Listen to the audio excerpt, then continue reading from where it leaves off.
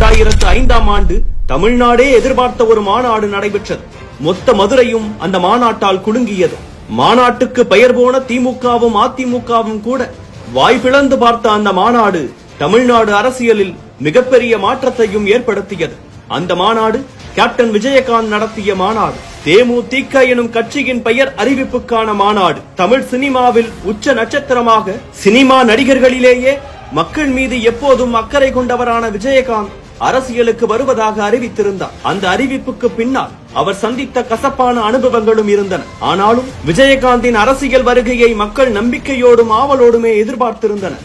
இந்நிலையில்தான் 2005ஆம் ஆண்டு திருவண்ணாமலையில் நடந்த நிகழ்ச்சி ஒன்றில் கட்சி தொடங்குவேன் என அறிவித்தார் விஜயகாந்த். ஈரோட்டில் நடந்த நிகழ்ச்சியில் மதுரையில் மாநாடு, கட்சியின் பெயர் அறிவிப்பு என தடாலடியாக அறிவித்தார் அவர்.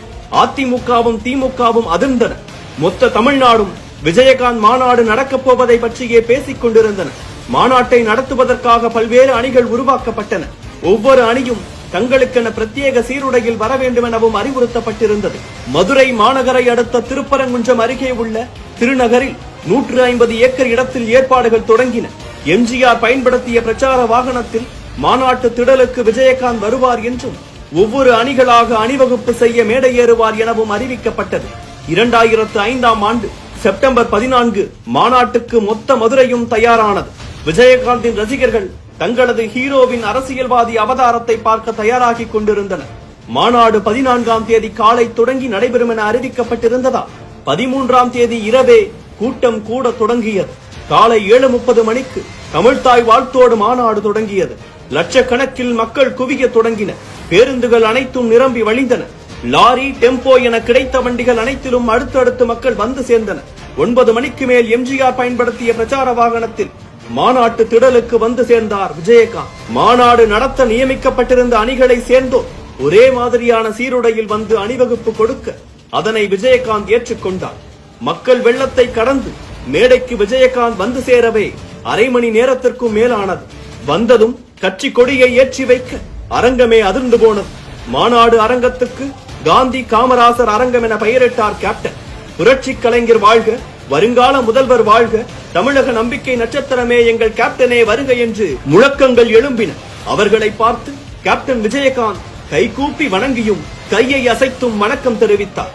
உடனே கூட்டத்தினர் அரங்கமே அதிரும் வகையில் கரவொலியை எழுப்பினர். மாநாட்டில் ஒவ்வொருவராக பேசத் தொடங்கினர். தமிழ்நாட்டின் முதல்வராக இருந்த அனைவரின் கட் அவுட்களும் மாநாட்டில் வைக்கப்பட்டிருந்தன. அதோடு ஆங்காங்கே ராட்சத LED திரைகள் வைக்கப்பட்டு மாநாட்டை பார்க்கவும் ஏற்பாடுகள் செய்யப்பட்டிருந்தன.